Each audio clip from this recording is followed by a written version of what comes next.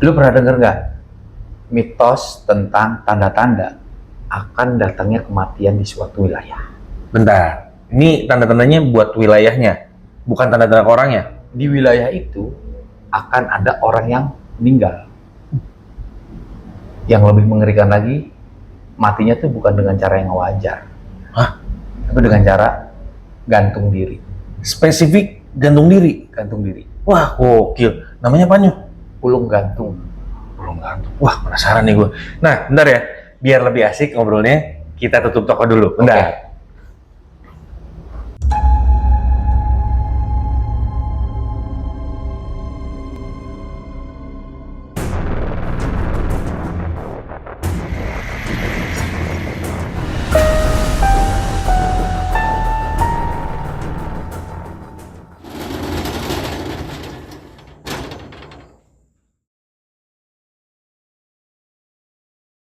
Nah, tadi ngebahas soal ulung gantung. Nih kalimat nih baru gue denger nih. Gue searching dulu bentar ya. Ulung gantung.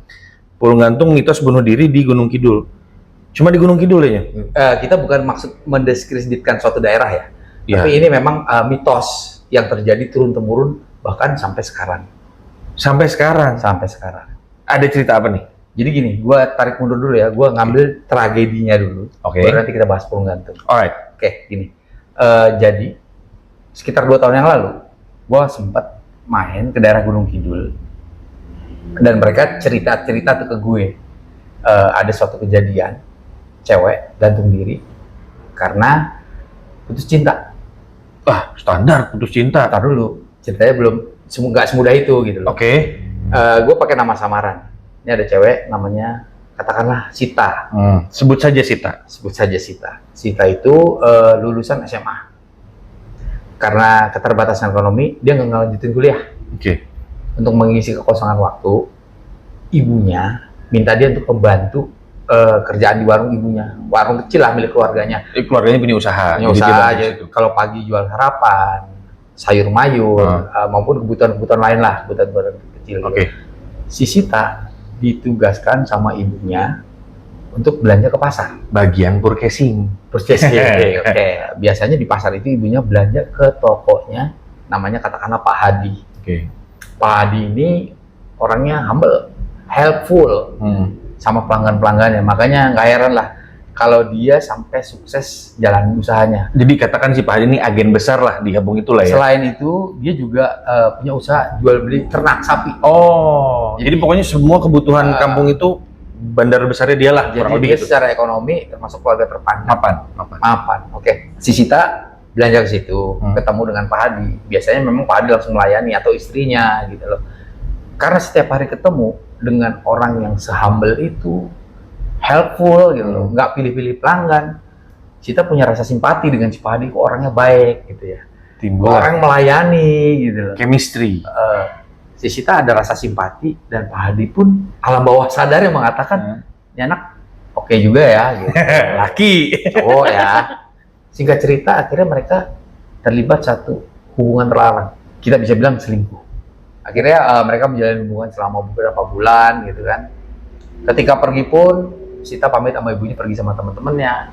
Pak Hadi pun dengan keluarganya pamit, dengan istrinya pamit bahwa dia ada urusan masalah jual beli sapi. Akhirnya mereka sering pergi berdua keluar gitu. Backstreet lah ya Backstreet. Sampai pada akhirnya Sita hamil karena hubungan gelap tersebut. Akhirnya dia kabarin ke Pak Hadi, menuntut pertanggungjawaban lah. Gua hamil, gimana nih ke depannya? Mau dilanjutin apa mau aborsi? Bentar, biar gua tebak. Sita bunuh diri karena Pak Hadi nggak mau tanggung jawab? Bukan. Oh enggak? Pak Hadi orangnya perlu tanggung jawab. Oke. Baik lah orangnya. Terus apa yang bikin dia sampai bunuh diri? Akhirnya 2 hari kemudian lah kira-kira, Sita dengar kabar kalau Pak Hadi meninggal karena serangan jantung. Wah, Itu dari tetangga-tetangganya. Ketika Sita di warung, ada ibu-ibu yang bilang, kita ngelayat ke Pak Hadi, katanya dengar-dengar meninggal. Saat itu Sita benar-benar shock. stres lah pasti. Stres, depresi. Dia nggak ngerti harus gimana. Orang yang tadinya mau bertanggung jawab, takdir memanggil dia gitu. Cukup apa ya namanya ya? Dramatis. Dramatis. Sita dalam keadaan bingung. Cerita keluarganya nggak berani, apalagi cerita ke istrinya Pak Hadi. Iya iyalah, nggak mungkin kali. Akan makin runyam ceritanya. Iya. Pak Hadi sedang berduka keluarganya, terus dia menuntut tanggung jawaban, nggak mungkin. Akhirnya dia memutuskan mengakhiri hidupnya dengan cara Gantung diri. gantung diri.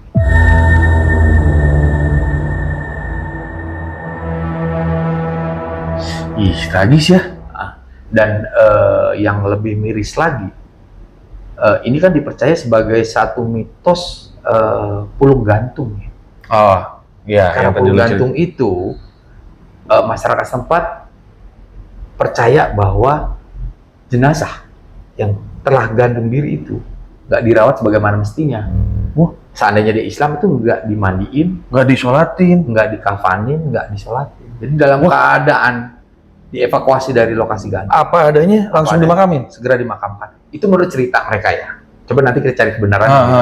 Yang gue dengar sih begitu, dan mereka ceritanya seperti itu. Gitu. Kenapa begitu?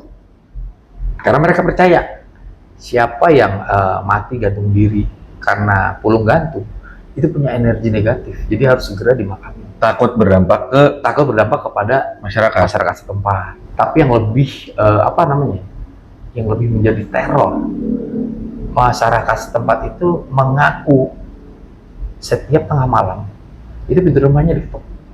Pasca kejadian, Setelah kejadian si Sita gantung diri. loh, Jadi kayak arwah ya. Arwahnya itu kan, padahal kan dia udah diprosesi sesuai sama kebiasaan masyarakat sana kan langsung dimakamin kan. ya, Tapi malah ada terornya. ada teror. Jadi arwahnya itu kan, menurut cerita warga masyarakat setempat, setiap lewat jam 12 malam itu ada ketukan pintu ke rumah warga. Awalnya warga tuh ngecek. Ketika mereka ngecek, kok ada sosok perempuan dengan pakaian yang persis Dengan sosok kondisi si Tawat pada saat meninggal. Jadi itu perbincangan di masyarakat setempat. Jadi yang ngalamin tuh lebih dari satu orang ya? Lebih ngalamin. dari satu warga, tapi nggak semuanya ya, mungkin Ah. hanya beberapa aja gitu loh. Itu jadi suasananya tuh setiap malam mencekam. Apalagi di desa ya, itu jam habis maghrib habis isya itu udah sepi banget. Iya. Apalagi ini tengah malam Iya. gitu. Ada seorang ibu muda yang baru punya anak, ya masih usia 1 bulan gitu. Lagi repot-repotnya Lagi itu. repot-repotnya, malam itu Bu Haji itu rewel banget. Suaminya kebetulan lagi gak di rumah, Oke. lagi keluar kota atau gimana lah, gue gak ngerti. Pokoknya nggak di rumah lah. Sedang tidak di rumah, ada keperluan. Si ibu tuh udah kayak feeling, kayaknya gue bakal teror nih, gitu loh. Gak tahu dia kemakan omongan warga atau apa ya. Suges lah, mungkin sebagian Sugesti, suges akhirnya. juga. Gitu. Akhirnya bayinya tidur, bayinya tidur, di bawah situ sempat mau istirahat, bener, seperti dugaan dia, rumahnya diketuk. Waduh. Mana cuman berdua sama anaknya. Tapi dia penasaran, yang ngetuk ini suaminya atau arwah? Yang penasaran tadi, arwahnya Sita. Dalam keadaan bingung dan mau nggak mau, dia harus ngecek dong ke depan. Dia ngecek ke depan sebelum dia buka pintu, dibawa tirai lah, gordeng ya.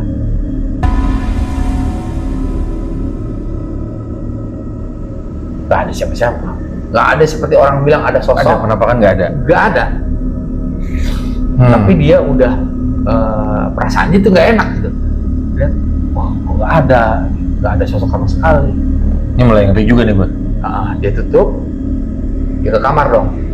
Setelah dia sampai kamar, ada suara tangisan di depan rumah.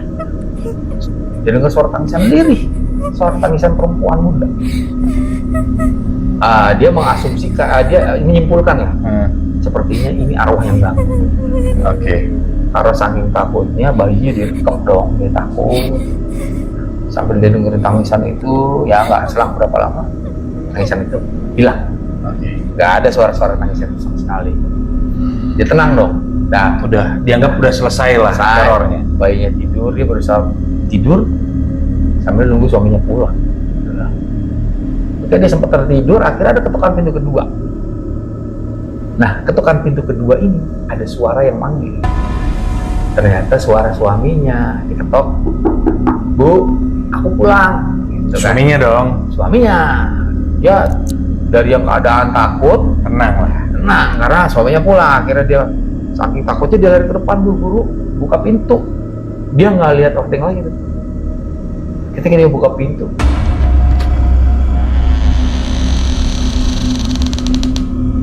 nggak ada siapapun di situ. Dia panggil-panggil dong. Gak lucu. Dia keluar rumah, Pak, tadi di mana Pak tadi? Kok ketok pintu gitu kan?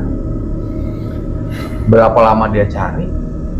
Kayaknya dia nggak beres deh menurut dia gitu. Iya, iya. Feeling dia udah nggak enak. Ya nggak mungkin juga suaminya ngerjain dong. Nggak mungkin bercanda lah. Iyalah. Gitu. Akhirnya dia tutup pintu, dia buru-buru ke kamar.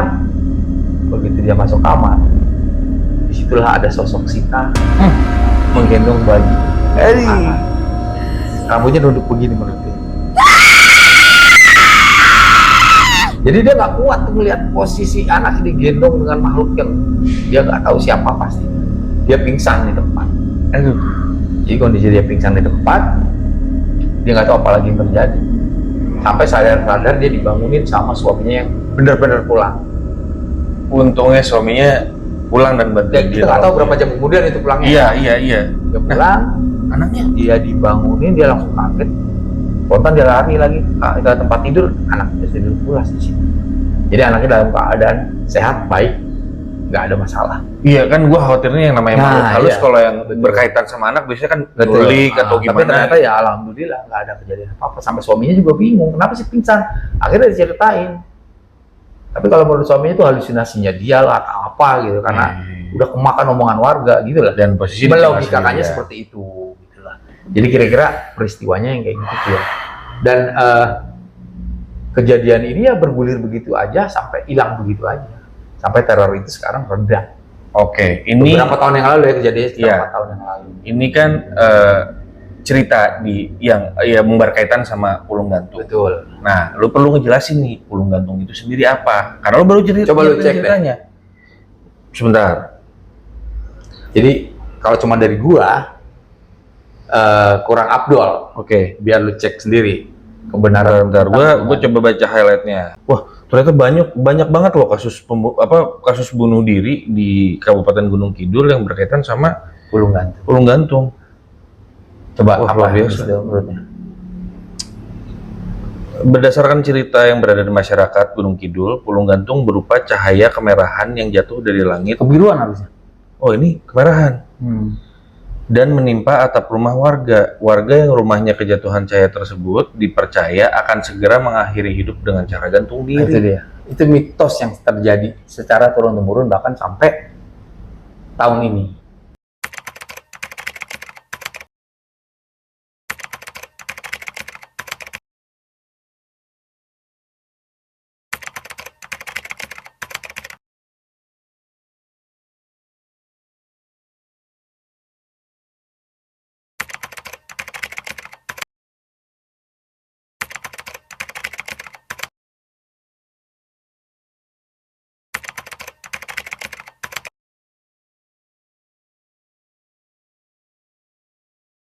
Kita ngeliat kondisi daerah Gunung Kidul itu kan tanah kapur ya, batuan kapur ya, tebing-tebing kapur, tanah kapur. Kalau tanah kapur itu terbang ke udara, terkena fosfor, itu memungkinkan menjadi cahaya gitu. Logikanya seperti itu ya. Iya. Tapi setelah diselidiki secara apa namanya ya, secara medis, ternyata orang-orang yang gantung diri itu ODGP ya, orang dengan gangguan psikologi. ODGJ. ODGJ orang dengan gangguan jiwa. Ini ODGP, ODGP. orang dengan gangguan psikologi. Gitu loh. Oke. Orang kebutuhan khusus gitu enggak? Apa maksudnya kurang sehat secara psikologis gitu? Karena mereka punya tekanan ekonomi mungkin ya, punya tekanan rumah tangga, terlibat pinjol atau hubungan percintaan, ya perselingkuhan juga gitu. Karena mitos itu mungkin udah apa ya? Udah terlalu kental di masyarakat. Oke, ini menarik nih. Jadi gue juga sempat baca beberapa literatur ya. Mungkin nanti kita bahas di next episode. Oke. Jadi ada beberapa daerah di negara-negara lain dan mungkin ada beberapa daerah mungkin di Indonesia juga yang punya habit atau kebiasaan bunuh diri.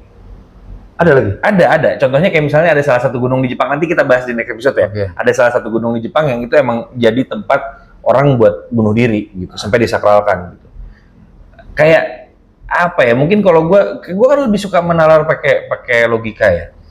Mungkin di daerah tertentu itu ada frekuensi yang mengganggu psikologi manusia, jadi mereka lebih mudah untuk menarik. Frekuensinya frekuensi gaib atau frekuensi Gue sih lebih ke faktor logis alam ya. Faktor alam yang ngedrag psikologi manusia untuk mempengaruhi mereka untuk bunuh diri akhirnya gitu. mungkin ya. Nanti next episode Oke. lucu nih kalau dibahas lagi nih. Ya, jadi cerita dari gue sekarang Itu.